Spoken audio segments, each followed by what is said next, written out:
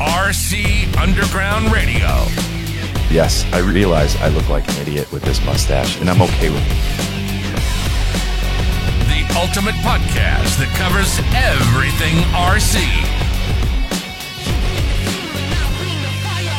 You don't need to cut anything either. You can just call this the raw, uncut episode. We can leave it at that. The raw. Yeah. Are you drinking dollar store soda again? Quit spending your money on RC stuff. You can buy some name brand soda. RC Underground Radio is your backstage pass to the RC industry. With insiders that are shaping the future of the hobby. The future of the hobby. When we bring this guest on, I guarantee people are going to go, are you kidding me? He wrote a song for you. I did. We're going to have to end this soon, though. Yeah, no shit. And we're going to have to edit this. So, here are your hosts, Dave Brinkman and Ryan Ratzloff. All right, everybody. Welcome again to another week of RC Underground Radio. Super excited about this one. We're going to talk about another big race, another one RC big race at one of the top programs in the country, 608 Raceway. And tonight I've got Brendan Riedner with me. Brendan, welcome to the program. What's happening, Dave? Not too much, buddy. Glad to have you on here tonight. We got a lot to talk about, a lot to unpack. Let's go with the big announcement. Tell us what just recently took place, I believe in the last 48 hours. Yeah, actually, 24 hours, actually. But yeah, so I have recently freshly became the new owner and operator and general manager and head custodian of the 608 RC Raceway in Edgerton, Wisconsin. So that deal I kind of fell backwards into that thing, and yeah, so far so good. I've kind of took it over since the first of the year, and just kind of helped them. You know, there's a couple of guys who owned it. They started it in 2020, and right towards the end of 2020, 2021 was their first season starting in January, and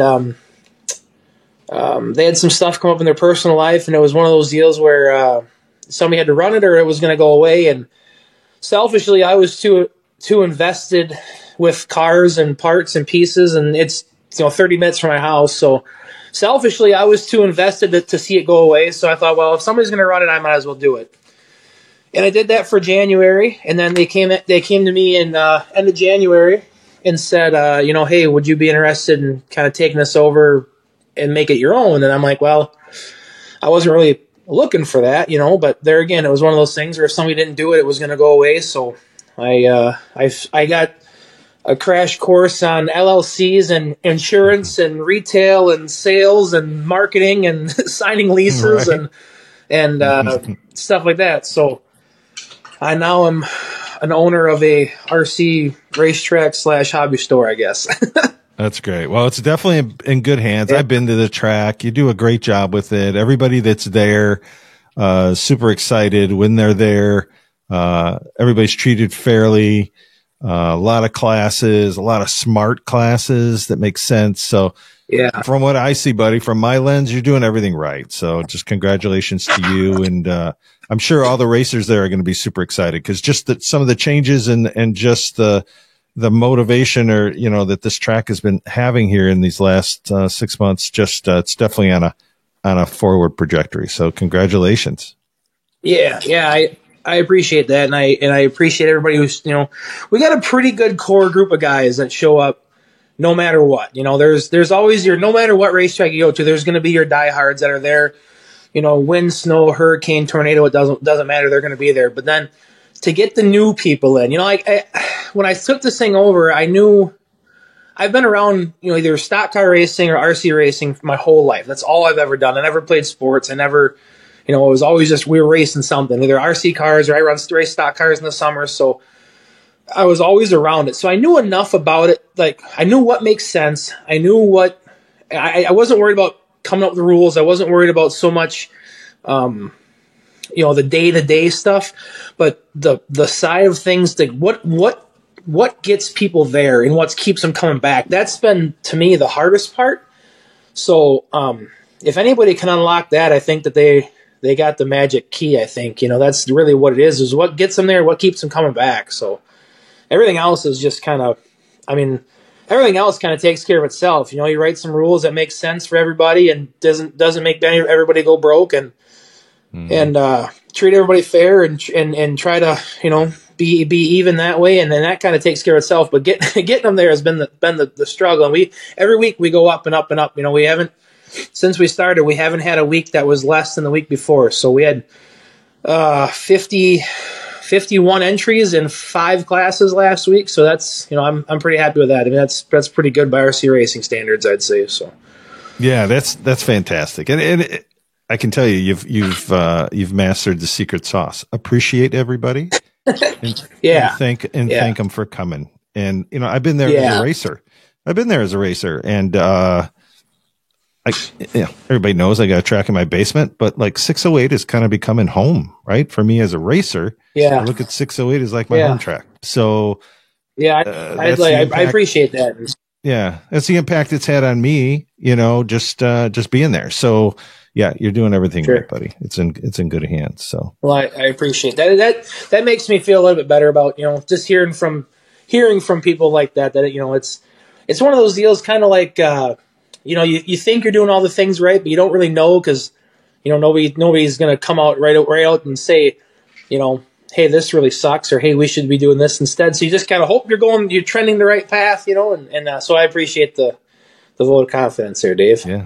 Absolutely. Oh, absolutely. I wouldn't have you on the show if I didn't think it was a quality place, and you were a quality dude, and you didn't have great racers. We obviously want to associate ourselves with winners, and that's winners on the racetrack, but also winners that promote and help this hobby. And you're definitely doing that. Okay. So you own this place now, and then, you're not like resting on your laurels. You're like, okay, well, what do we do next? Well, let's just have the biggest race of the year. How about that? So coming up next week, coming up a week from this Sunday, I'll let you tell everybody about it. What's coming up? What's it called? How's it going to roll? What do they got to look forward to?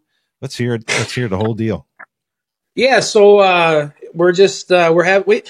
tried to have, this thing kind of happened by accident, actually. I tried to have one trophy race for each of our classes every, one trophy race a year for each of our classes. Excuse me. And,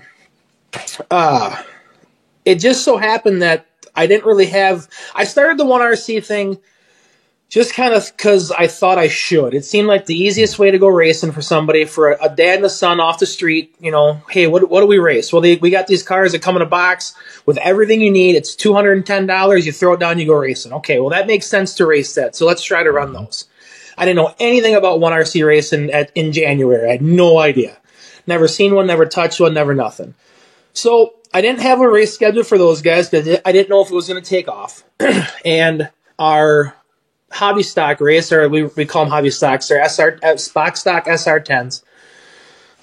We didn't have a race for those. So the way the schedule kind of fell, like they had ended up where like one weekend, both of them classes were going to have a trophy race. Well, it ended up that both those classes ended up being our biggest classes. So this thing kind of morphed into like this huge event or hopefully huge event that we're going to have. So it's going to be a SR10 trophy race and a 1RC trophy race. And we've since split the 1RCs. We got a crate class and a super class, like a lot of places are doing. So the crate class is the stock 1RC 5-cell nickel metal battery. The super is the LiPo battery, the 300 or the 240, whichever one you choose to use. So it's going to be, I hope it's going to be pretty good. And there's some guys coming that are going to be some heavy hitters, I think. And a lot of guys from the underground, I think, are going to be there. And some guys from up in the central Wisconsin, like Stevens Point area, those guys are going to be coming down. So hopefully it's a pretty good thing. So I'm hoping that we pack that place tight and we can everybody has a good time and we all leave happy. So that's my goal, I guess. So we'll see what happens, but absolutely. So if I'm right, it's called The Big One. It's going to take place on March 24th. 24th. Yep. Doors open about 8:00. 9ish. Yeah. 8:30, 9 o'clock. Okay. Yeah. Okay. Yeah. 9 o'clock. Perfect. Yep. That gives me a little more time to get out there. We usually try to open the doors at 9 o'clock. We'll do open practice from 9 to 10. from 10 to 11, we split it up into 10-minute segments of, whatever each class is. So we're not all trying to race on top of each other. Or practice on top of each other. So we'll start racing at 11. We usually been getting done by 3 or 3:30. So I'm sure it's going to go a little long. But yeah, it's one of those things, like I said, it kind of took off and became its own thing here. And going forward, I think we're going to try to schedule this one on a Saturday because it's a little easier for people to get here. There's some guys coming from quite a ways away. So, but we were kind of pot committed by the time that we found out who's all coming. We were already kind of here. So it's like, well, we gotta roll with it now. So if this thing turns out to be what I think it's going to be, we're definitely going to try and do it on a Saturday next year, I think. So, and like you said, those are your two biggest classes. So there's going to be regulars out there. Plus, a bunch of out-of-towners coming trying to steal the prize. But and I imagine you got some prizes and giveaways and all that kind of stuff going on. Yeah. Steve Clark with Awesome Sauce, he donated some stuff. Aaron Streblo from Attitude RC donated some stuff. Greg Morrow from MR Customs.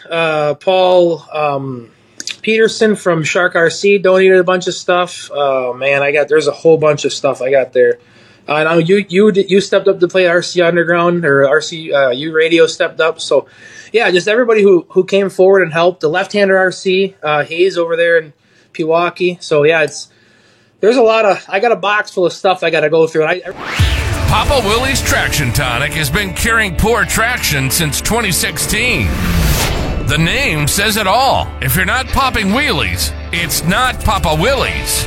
Papa Willie's has become known across the United States on dirt oval to off-road, asphalt to concrete, carpet to hardwood, and so many other surfaces. Papa Willie's continues adding to their lineup with tonics for cold and hot weather, loose dirt to high traction, dry dirt, wet dirt, clay and abrasive surfaces, along with anti-drag bearing oil, tire cleaner, tire glue, pit accessories, and swag. You can find the complete Papa Willie's catalog at www.papawillies.net. Prepare for victory with Papa Willie's Traction Tonic. Folks, are you looking to have half of the enthusiasm Hunter Carey has up on the driver's stand? Or are you looking to look like me walking around the pits in my cool RC Underground Radio merch? Well, listen. I'm sorry to say that Carpies can't work miracles in those departments. But there's good news.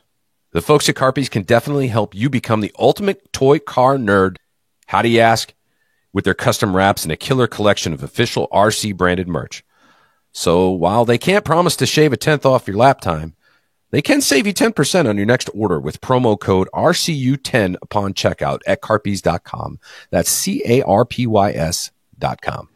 So yeah, there's a big box of stuff there that I've got, people donated, and every time something shows up in the mail, I'll throw it in there. So we got stuff from a lot of people, Shark RC and MR Customs, Attitude RC Raceway, Awesome Sauce and Scuff Racing, Left-Hander RC. You guys, you donated some stuff. So yeah, it's gonna be a good time. It's always a good time. I always enjoy RC racing. I enjoy any racing, to be honest with you. And but I always like these kind of big races like this. So, like I said, I hope that this ends up being. I hope this ends up being as good as I hope it's. I hope it ends up being as good as it can be, and we'll take it for what it's worth after that. But I think this is going to be pretty cool. Yeah, there's no doubt. I mean, just the guys that you have and the guys that we know are coming. Everybody's in the right perspective, right? Everybody's coming to have a good time. There's no doubt it's going to be a good show. And isn't that crazy? Like what you just said is like, putting on a show, there's a little bit of stress involved, but like as race directors, I know you feel the same way. We're just having fun through the whole day ourselves. Right. Our goal and our focus is that everybody else is having a good time. But when at the end of the day, you sit back and go, I had a really good time. Like this was some exciting racing.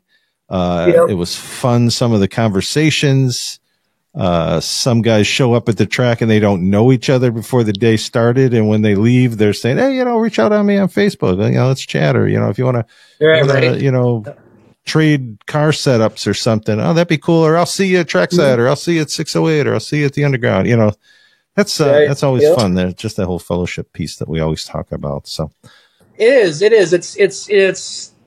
I think all motorsports are kind of that way, though. You know, you always. I mean, I've gone states away to go race my stock car. You know, and roll in there, not know anybody. And by the time you leave, you got a whole nother extended family you never knew you had. You know what I mean? So it's just. I think motorsports in general are that way. I don't think it's limited to just RC racing, but I think it's definitely a very unique activity. Motorsports. I think, and it's I'm not sure you get that when you play golf or when you do things like that. Motorsports are so unique that way. You know, the camaraderie you get and the you're in competition, but yet you depend on each other, but yet you want to beat that person, but yet you want to see them succeed. It's a weird dynamic that you go through when you're involved in racing. So yeah, and there's so many times that who you think is your biggest rival, and the next minute you're helping each other out, right? It's like right. You're gonna beat people. You want to beat them at their best. You want to beat them at your best, but you want to beat them at their best. You don't want them having an issue or watching them go. Yeah, I can tell them what to do there, and it's going to make the racing a little more competitive. And you guys did that for me when I came to 608. I mean, there's a couple of people there told me some of their secret sauce, and I went out and laid a pretty decent lap there. It was too late for me though. I was too far back in the B, too many good cars in front of me. Once I started to figure it out, it was just too late. So really excited to get back there because I kind of got the car finally kind of working there, so that should be fun. The carpet's kind of a whole new thing for you too. Racing with the foam in your basement, it's not. I know when I run at your place, the foam in the basement it's tricky, man. I still haven't quite got it figured out. I sat and watched Hefty run 900 laps of practice last time we were there, and I'm like, I just can't. I couldn't get myself to go as fast as some of them guys go, and Mari and Mari and Streblo and Hefty and them guys just rip around that place. And it's like I feel like I'm driving a dump truck. You know what I mean? It's like you guys got something figured out that I don't. But so I know when you get tossed into the blender how it feels.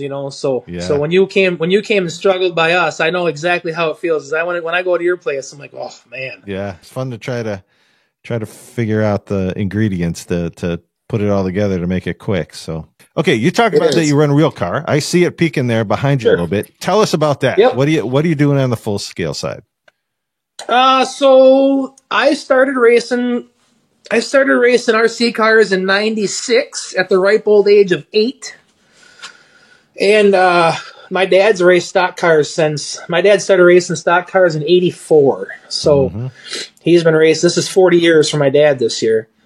I started racing RC cars in '96. I started racing full scale stuff you can't call them real cars. I've learned that over the years. You can't call stock cars real cars because the RC guys get weird about that. So it's full scale race cars. I gotta keep scale. I know. But I used to call them real cars and then I got a dirty look, so I don't do that. Yeah. Anyway.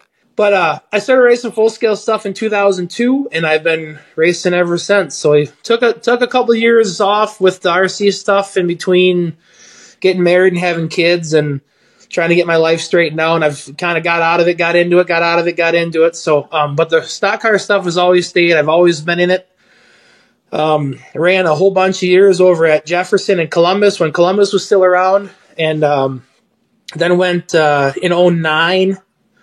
Started racing at Beaver Dam on the dirt, ran Beaver Dam and ran a bunch of IMCA stuff for almost 10 years. And then I switched back to going to Jefferson in 2017, and I've been racing over there ever since. So this summer I think I'm going to head up to Golden Sands and Plover, race there on Friday nights. And this is actually my son. This is my son Easton's car. He's been racing Bandoleros at Jefferson for the last 4 years. So kind of aged out of those, and then we got them in the same division that I'm in here. So we're gonna both be racing hobby stocks this year. So awesome. That's it, man. That's all we do around here. Yeah, we're pretty excited about it. So I didn't realize that Easton was running too. I kind of wondered because I saw his recent paint scheme was exactly like that car. And I'm like, oh, is he doing that in honor of Dad, or is that actually his car? And then I saw above the door that picture that you posted, and it said Spud. And I'm like, is Easton driving that car, or is that Dad's car? Yeah. So that's awesome. No, that's Easton. Yeah, he started racing. He started racing go-karts in like 2015. I think 2015 he started racing go-karts. Ran a couple years at Fort Atkinson and Beaver Dam. Then we got him switched over, ran the Bandolero for, he started that in 2018, I think. 18, 19. Yeah, so like the last 4 or 5 years he's ran Bandolero. So, he got pretty good. I would say always him and Sauter, right? Yeah. Man, Penn Sauter is so fast. The Sauter kids are fast. The Sauter kids fast. Some of them Wong's Nest kids, Caden and Tegan, they're super fast. There's some Johnson kids over by Milwaukee area. They're really fast. There's probably 8 or 10 of them kids and them Bandoleros that are they're fearless for starters. They have no fear, and they just drive the guts out of them things, So, yeah, it's fun watching them kids get after it. So, and a lot of them kids have run Bandoleros and moved up into other stuff and had a ton of success. So, I mean, that just goes to show that stepping stone deal is a real thing. I mean, I don't think that a lot of them kids would have the success they'd had if it wasn't for starting out so young in them Bandoleros. Yeah, that's awesome. Yeah, I'm looking forward to that. I'll be coming out and watch you guys. And so let's talk a little bit about this 1RC scene, man. I mean, you've been in it too. Like I said, you just got into it in January, but you were watching it from a distance and seeing it at other tracks and things. I mean, it's just crazy. Like, there's so many big races. There's so many tracks around the country, guys traveling around to races and all this kind of stuff. And it's just a great community. What do you think the real success of it is? What's the center of it? I think it's a couple things. Number one, they're easy, right? I mean, you can set up a track in your living room. You can set up a track in your garage. You can rent a storage unit and have races if you wanted to. You can't do that with any other form of RC racing. So there's that it's easy. Number two, I think people want the realism. People want to feel like they have what they see on TV. They want to feel like they have a dirt late model, or they have an IMCA modified or a big block modified. So I think the fact that these cars are probably, as far as RC stuff is concerned, are as real as you're going to get, I think helps. I mean, if you've ever looked at a dirt late model and you take the body off of one RC car, they're identical. It's the same thing, other than not having coilovers in the front of it. I mean, it's the same thing. So, solid rear end with a Panhard bar and a third link and a swing arm. I mean, it's the same thing. You don't get that in any other form of RC car.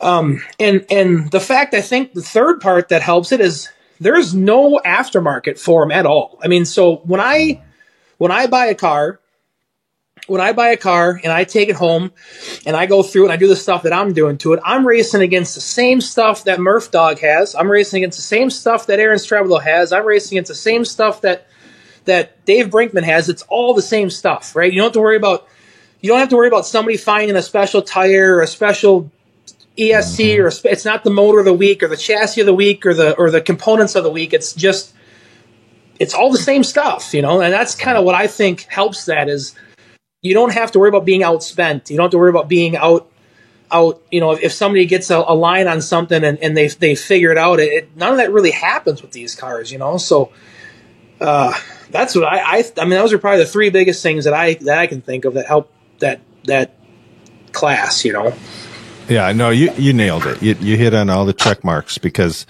I've seen guys come with all kinds of fancy stuff, fancy chargers, fancy radios, and, not make the A main. And I've seen other guys, right. Nick Ciccone, I always call him out. He'll be chuckling, listening to this. Yeah. Nick Ciccone shows up the first time with the car still in the box and goes, "Hey guys, the car literally just showed up 2 days ago." And we all kind of looked at it, put it set up in it, and he goes out and wins a 100-lap feature. And he hadn't run RC cars in 20 some years, stock radio, stock car. Yeah, we threw some lipos in there for him because he didn't know what do you mean lipo? What's that? He's beat me both times I've gone down there, so I can't say too much about him. Yeah, last race again, and only 2 cars make it, transfer immediate to the main, and he did it. He was one of 2 cars, so you cannot take it away from him. The guy's still talented after not at all. years. Yeah, and like I said, I mean, you talked about how many big races that they have, or how many big races they're having, and I honestly think a lot of that is it's so easy. I mean, a lot of those guys use TrackMate timing system, which is relatively inexpensive. You can carry the whole timing system around in a suitcase. You don't have to have this big extravagant setup. The transponders are cheap. You see a lot of these races are set up on gym floors. You can go down and rent the community center downtown for $100 for 4 or 5 hours and throw down a race and run 100 people through there and be in and out and gone. And you don't have to. There's no overhead with that stuff. So right. I said that's a very good point. I hadn't even thought of. Yeah, like you could go somewhere and just set up a big race. Yeah. With the foam click together tiles, I mean, you can have an entire RC racing operation, track, scoring system, the whole works in the back of your car. You know what I mean? It's so simple. So simple. I think it's one of the greatest. I mean, it's probably one of the best things that happened to RC racing is that 1RC stuff. And to be 100% honest, I'm a pretty transparent person. So I was not big on them when I first got them, and I got them, and I got it home, and I started messing with it a little bit, and I'm like, that's kind of cool, and did a little bit of research on the things that guys are doing, and it's like, oh, these are pretty legitimate. You know what I mean? And then you look, and there's a big race here, and there's a big race there, and it's like, oh, this is actually kind of a thing, and. Yeah, I went down the 1RC rabbit hole pretty quick. So yeah, well, we're glad you did. We're all glad you did. Yeah, now you're a track owner, and you got one of the biggest 1RC classes in the state, and it's crazy. So before we split the classes up, before we split up and had the crate, we were averaging like 14 to 17 1RC cars a night. So we need the Wisconsin Challenge Series or something, whatever we call it. Oh, absolutely. We got to get all these track promoters together. I'm putting my hand up saying, guys, gals, let's get together. We need to put something together for all these racers. Could you imagine if we had some kind of traveling deal and that'd be cool. The amount of racers that would be there? Yeah. Plus guys that would come from out of town, probably. Yeah. Oh yeah. Yeah. Yeah, that would be awesome. I like I said, I've always been big on that kind of stuff. I've always liked that whole kind of get everybody together. Kind of like to me with the stock car stuff, the most fun time is anything that we race after like the beginning of September, because once you get past the first couple weeks of September, it's all specials. We go to Rockford, we go to Jefferson 2-day, and we go to Rockford for short track, and we go to La Crosse for Oktoberfest, and it's like all them races to me are just so cool because they're all kind of, I guess you could call them crown jewels, you know what I mean? And to be able to go there, like a couple of years ago, I won Jefferson and I won the Dells in the same year, so to go to both them tracks, 2 weekends apart and win both them things was pretty. It's just like feels like it did something, you know what I mean? And this, the RC race and stuff is no different. When you go somewhere else and you walk in as an unknown and you end up doing good, it kind of makes you feel good about yourself, and that's really that's really what you're at the end of the day. That's what you're there to do, is to win, so. Right. And like you said, we're fortunate. We have a lot of great full size tracks that you can go and compete on, like you said. So we need to take advantage of this great 5 or 6 or 7, however many great 1RC tracks we have in the area. Not to say that other divisions can't do it too. I'm not saying that, but really haven't seen much of that. Like, without talking, we've all been kind of respectful of each other. Like I know there's tracks that run on Friday nights. We just run once a month on a Saturday. You guys run on Sundays. It's like, it's just naturally like we're not trying to compete with each other, right? And so it seems like there's just a natural kind of connection there. We just all haven't talked. And I think if we did that, we could all come together with something great. So I'm going to challenge the racers.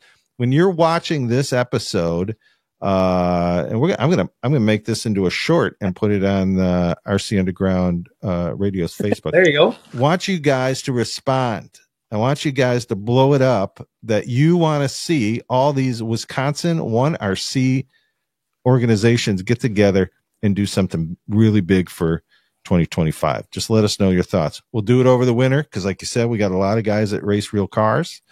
Oops, I did it. I said it. Real cars. Easy. Edit.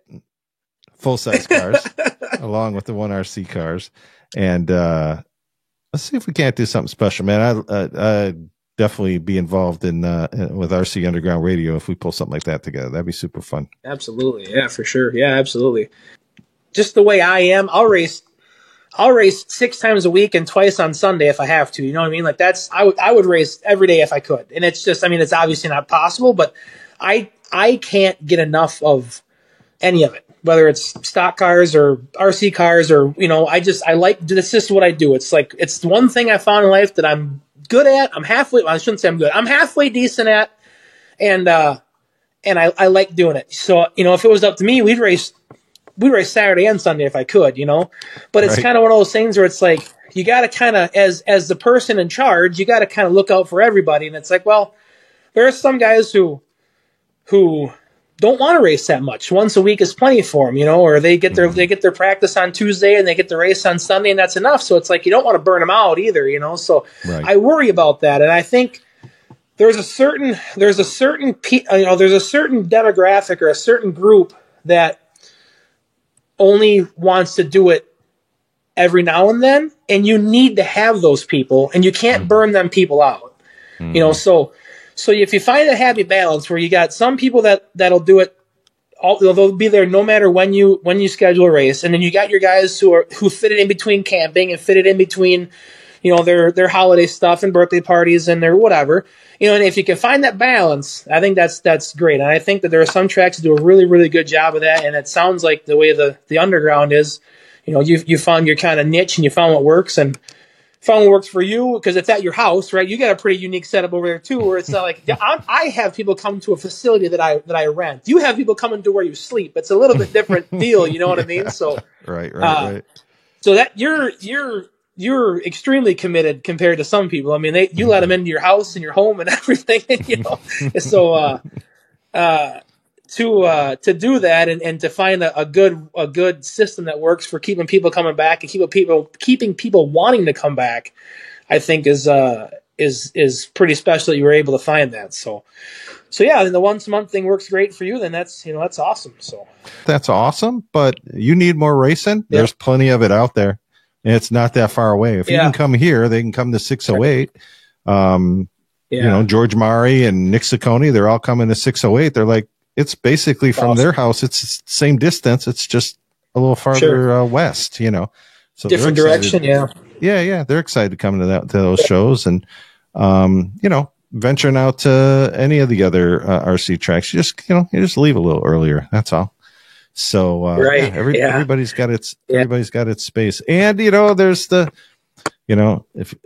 if mama ain't happy, nobody's happy, right? So we all most of us are older and have finally made those decisions to have wives and families, and as long as we balance that, you know, you always talk life and work balance. We have to talk, you know, life and RC balance. So life and play balance. Yeah. If you're around a little bit more, they're going to want you to go away a little bit more. Say that's the secret. That's right. So you young racers who are just getting married, that's the secret. If you say, "Yeah, honey, I'll be there. I'm going to go to this birthday.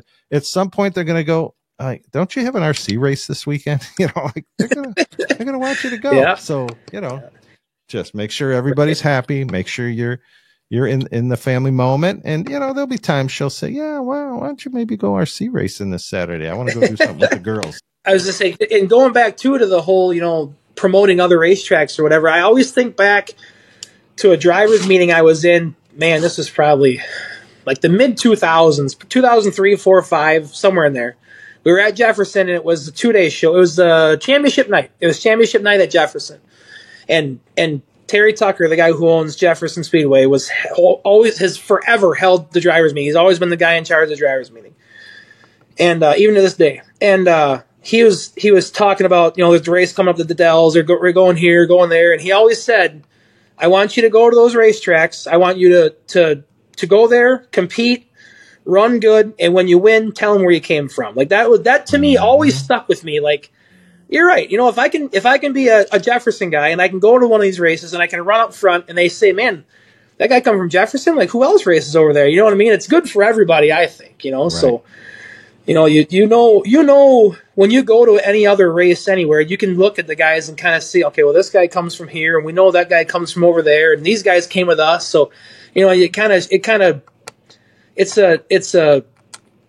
kind of a secondary competition to see who has the good guys. You know what I mean? Because there again, it's cool to go somewhere else and run good. So yeah, it's about, you know, you bring up a good point, because when you go to other tracks like that, it's the one time where it's kind of like a team sport, right?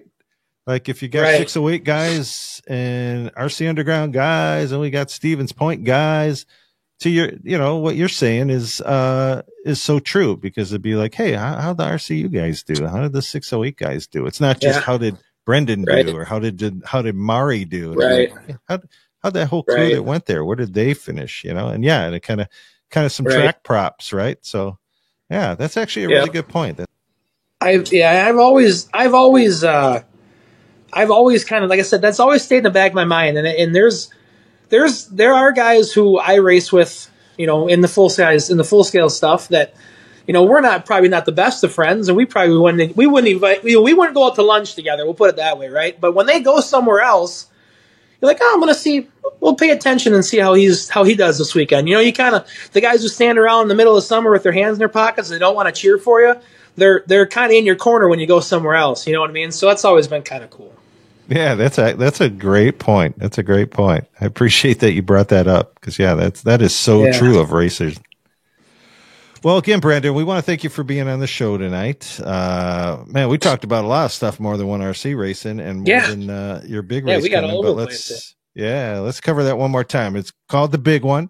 It's at 608 Raceway in Edgerton, Wisconsin. Mm-hmm. That race is coming up on the 24th of March, so that's just a week from Sunday. So get your cars ready. Doors are going to open at 9, racing all afternoon. Why don't you give us the address and where they can learn more about yourself and 608?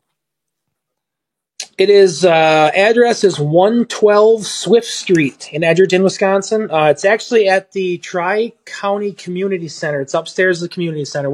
It doesn't look like a racetrack at all. A lot of people it's a big square brick building with a long concrete sidewalk. You walk in, go straight up the stairs, and we're up there. So yeah, a lot of people, it doesn't look like anything you'd ever expect a racetrack to be in. So, then you can check us out on Facebook, just, Facebook and then 608 RC Raceway, and we're on there. I try to get on there as much as I can and try to keep that populated and keep it going, so we stay in the algorithm. So that's awesome, Brandon. Thank you so much for joining us tonight. We really enjoyed having you on.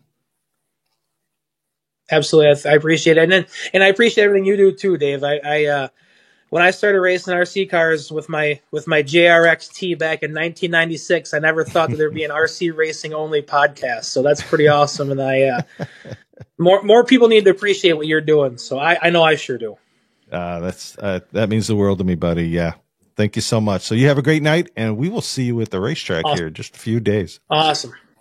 Thanks, Dave. See you, buddy. Bye. Thank you for listening to the RC Underground Radio Podcast. Be sure to like, subscribe, and tell your fellow racers about the show. Tune in again next week for more RC content.